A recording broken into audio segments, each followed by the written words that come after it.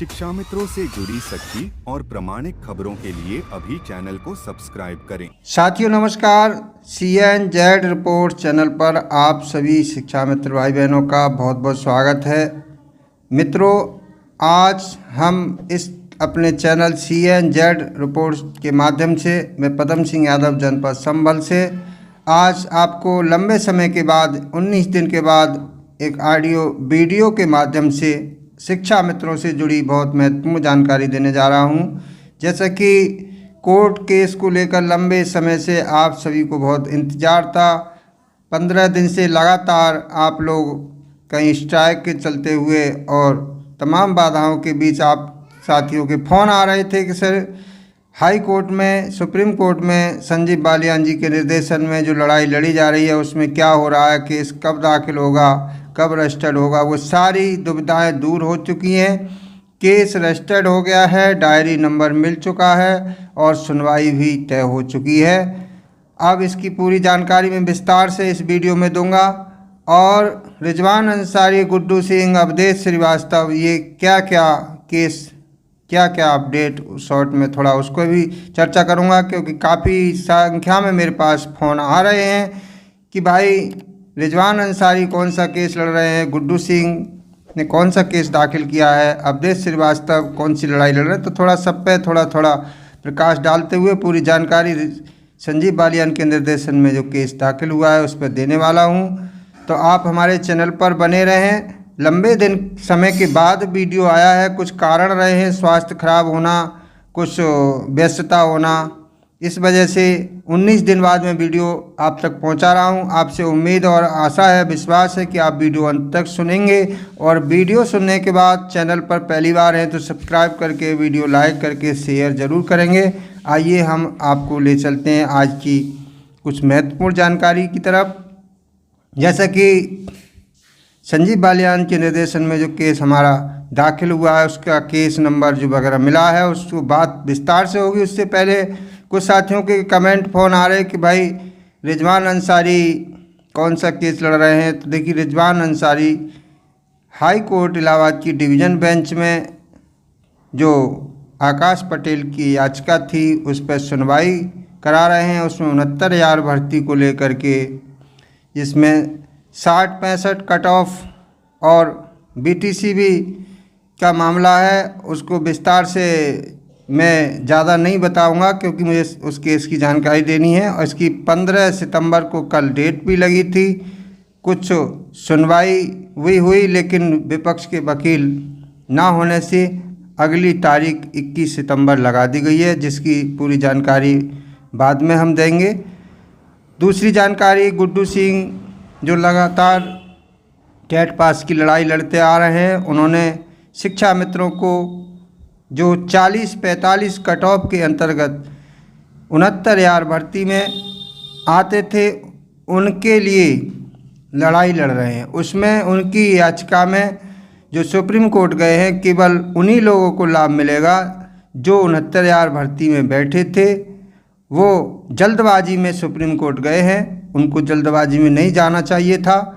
उन्होंने 37,000 पद जो सुप्रीम कोर्ट ने होल्ड करने को कहा था, लेकिन अभ्यर्थी ज़्यादा होने के कारण 60-65 कट ऑफ लगा करके 40-45 के अंतर्गत आने वाले शिक्षा मित्रों को वंचित कर दिया गया था। तो उनकी मांग है कि जो 69,000 में B.Ed को निरस्त किया गया है उनको बाहर करके शिक्षा मित्र जो 40-45 कट ऑफ में आते हैं उनको नियुक्ति दी जाए। लेकिन अभी सरकार ने उनको बाहर नहीं किया है, इसलिए इनको पहले थोड़ा इंतज़ार करना चाहिए था, उसके बाद कोर्ट जाना चाहिए था। चलिए हम इस पर टीका टिप्पणी ज़्यादा ना करते हुए बात करते हैं। तीसरी अपडेट जो अवधेश श्रीवास्तव श्रावस्ती वाले हैं, ये टेट पास की लड़ाई को लेकर के 4 माह लगभग होने वाले हैं। जून माह से उत्तराखंड मॉडल चैलेंज करने के लिए लगातार अपनी लिस्ट बनाते जा रहे हैं। लगभग 4,000 शिक्षा मित्र याची के रूप में इनकी लिस्ट में शामिल हो चुके हैं। तमाम साथियों के फ़ोन आ रहे हैं कि सर आप इस याचिका में क्यों शामिल नहीं हो रहे, आप भी टेट पास हैं, हम भी टेट पास हैं। लेकिन साथियों उसका कारण है वो हम बताएंगे। हम उनका कोई विरोध नहीं करते, वो अपने याचिका ले जाना चाहिए, लेकिन उत्तराखंड मॉडल सुप्रीम कोर्ट में जाना, इस क्या राहत मिलना, ये अभी हमारी समझ से परे है। हम इसलिए इस याचिका में शामिल नहीं हुए हैं। उसमें लोग पूछ रहे थे कि 1700 रुपये मांगा जा रहा है, सर दें कि ना दें। देखिए, हम इसको भी ना मना कर सकते, ना देने को कह सकते, क्योंकि वो अपने विवेक से काम करिए, क्योंकि हम भी टेट पास हैं और हम इस समय जिस लड़ाई में शामिल हैं उस पर आते हैं। वो लड़ाई है हमारे लिए लंबे समय से जो लड़ाई लड़ते आ रहे हैं, हम उनकी बात करते हैं। शिक्षा मित्रों के केस की जो संजीव बालियान जी के निर्देशन में लगातार लड़ाई लड़ी जा रही है। पहली बात हम करें कि ये केस सभी शिक्षा मित्रों को, चाहे 1,37,000 जो समाहित हुए थे वो, और जो समाहित होने से वंचित रह गए थे, उन सभी को लाभकारी होगा। इस लड़ाई के लिए हम इसमें शामिल हैं। हम भी इस लड़ाई में शामिल इसलिए हैं क्योंकि इसमें सभी शिक्षा मित्रों को लेकर ये लड़ाई लड़ी जा रही है।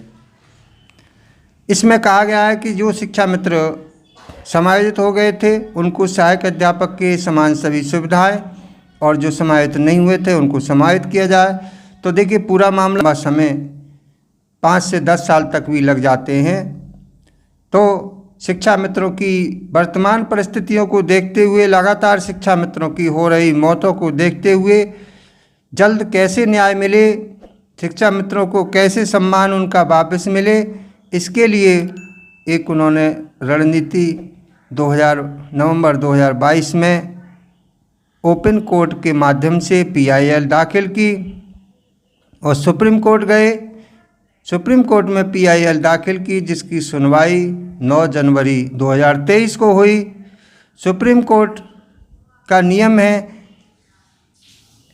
किसी भी कोर्ट में, चाहे वो हाई कोर्ट हो चाहे सुप्रीम कोर्ट हो, जब कोई ऑर्डर आता है तो ऑर्डर आने के 90 दिन के अंदर उसी कोर्ट में अपील की जा सकती है। 91 दिन होने के बाद उसे डिले कोडम माना जाता है।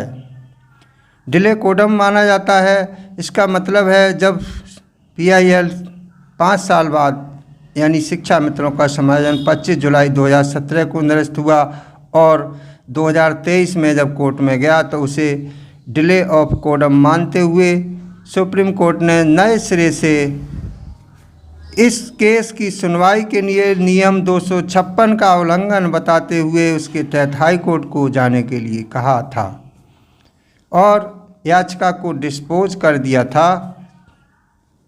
फिर आगे क्या हुआ, पुनः इसकी तैयारी करते हुए उनके द्वारा 23 मार्च 2023 को हाई कोर्ट की डिवीज़न बेंच में फिर केस डाला। सुनवाई 23 मार्च 2023 को लगी। सरकार का काफ़ी दबाव बना केस को वापस करने का। कोर्ट बार बार दबाव बनाती रही।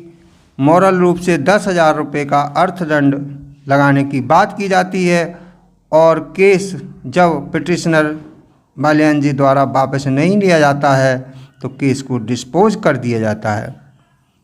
आगे बताते हैं, जब हाई कोर्ट का ऑर्डर आता है तो स्पष्ट रूप से ये उल्लेख उस केस में है कि केस सुनेंगे अगर पैडमिक यानी पीड़ित, इसका मतलब शिक्षा मित्र साथ आए तो। हाई कोर्ट ने जो 23 मार्च को ऑर्डर दिया उसमें कहा कि अगर पीड़ित आएगा साथ में तो हम केस को सुनेंगे और ऑर्डर में 1,000 रुपये का अर्थदंड लगाया, जिस अर्थदंड से शिक्षा मित्रों के लिए एक मजबूती मिलती है, क्योंकि सरकार शिक्षा मित्र को कर्मचारी नहीं मानती है, लेकिन कोर्ट ने शिक्षा मित्रों को सरकारी कर्मचारी मानते हुए कहा कि PIL सरकार यानी सर्विस मैटर पर मेंटेन नहीं होती है। उसने इस मैटर को सरकारी कर्मचारियों से जोड़ दिया। अब आगे की रणनीति हम बताने वाले हैं कि आप अगर शिक्षा मित्र हैं, अगर आप नींद में हैं तो जाग जाएं, क्योंकि ये मैटर अब शिक्षा मित्रों की लड़ाई आगे शुरू हो चुकी है। अब इसका ग्राउंड तैयार हो रहा है। ये लड़ाई अब जब तक न्याय नहीं मिलेगा तब तक लड़ी जाएगी। अगर आप अब नहीं जागोगे तो फिर पछताओगे। तो केस अब जो कह रहे थे लोग कि अब सुप्रीम कोर्ट में से वापस आके हाई कोर्ट अब क्या कर सकता है, क्या सुप्रीम कोर्ट का फैसला बदल देगा हाई कोर्ट। तो देखिए, जो ऑर्डर आए थे उन ऑर्डरों का विश्लेषण किया गया, उनको जानकार लोगों से विश्लेषण कराते हुए इस केस को PIL के रूप में शिक्षा मित्रों को पार्टी बना करके SLP के रूप में केस डिवीज़न बेंच में दाखिल हो गया है, जिसका केस नंबर भी मिल गया है। सुनवाई भी निर्धारित हो चुकी है। सोमवार से शुक्रवार के बीच सुनवाई निश्चित है। आप कहेंगे कि आप तारीख बताओ, डायरी नंबर बताओ, वकील का नाम बताओ, ये सारी चीज़ें कुछ गोपनीयताएं हैं, इनको आप पर्सनली फ़ोन पर पूछ सकते हैं या सब आपके सामने आ जाएगा। जिस दिन सुनवाई होगी सब आपके सामने आ जाएगा।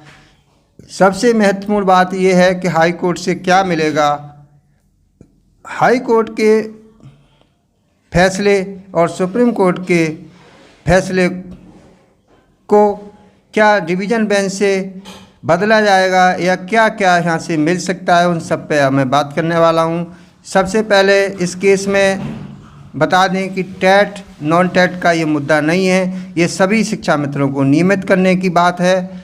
दूसरी बात, 12 सितंबर 2015 हाई कोर्ट इलाहाबाद और 25 जुलाई 2017 सुप्रीम कोर्ट ऑफ इंडिया द्वारा दिए गए गलत फैसले जो राजनीति से प्रेरित रहा हो या कहीं ना कहीं तथ्यों को छिपा करके शिक्षा मित्रों के साथ जो अन्याय हुआ उसको सुधार करके दूसरा फैसला देने की बात कही गई है।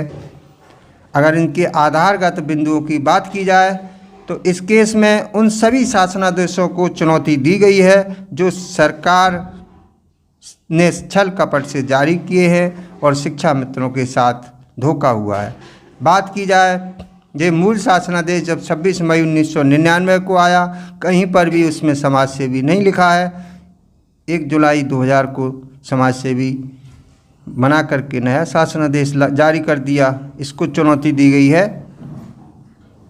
माने सुप्रीम कोर्ट द्वारा, हाई कोर्ट द्वारा शिक्षा मित्रों को अयोग्य साबित किया गया। उन अयोग्यता को योग्यता में बदलने के लिए जो शिक्षा मित्र बनने से पूर्व तमाम शिक्षा मित्र MA, MSc, B.Ed, PhD आदि योग्यताएं, स्नातक परास्नातक जो शिक्षा मित्र बनने से पूर्व जब 1999 में थे, उनका भी जिक्र इसमें किया गया है कि शिक्षा मित्र जब इंटर BTC हुआ करता था सहायक अध्यापक का एक मानक, उस समय शिक्षा मित्र स्नातक परास्नातक और B.Ed, M.Ed और MSc भी थे, तो वो कैसे अयोग्य हो सकते हैं, ये भी उसमें जिक्र किया गया है। 10 अगस्त 2017 को जब भारत का राजपत्र आया, उस राजपत्र आने के बाद शिक्षा मित्रों को एक तरह से 4 वर्ष का छूट दे करके पद पर, सहायक अध्यापक पद पर बनाए रखते हुए उनको शिक्षक बनाए रखते हुए योग्यता पूरी करानी थी, उसको भी इसमें चुनौती दी गई है। 20 सितंबर 2017 को 10,000 पर वापसी का जो आदेश सरकार ने जारी किया है, उसको भी चुनौती दी गई है। क्या कोई भी कर्मचारी 60 साल तक सेवा के बाद स्वतः रिटायर होकर घर चला जाएगा? इस 60 साल तक सेवा में संविदा के रूप में बनाए रखे 10,000 रुपये मानदेय पर काम कराने, इस शासनादेश को चुनौती दी गई है। हिमाचल प्रदेश के जो सुप्रीम कोर्ट का जजमेंट आया था, उसमें समाज सेवी शिक्षा मित्रों को नहीं माना है, क्योंकि वे वहाँ के शिक्षा मित्र और यूपी के शिक्षा मित्र एक केंद्र के एक ही कानून के तहत भर्ती हुई, उसको भी चुनौती दी गई है।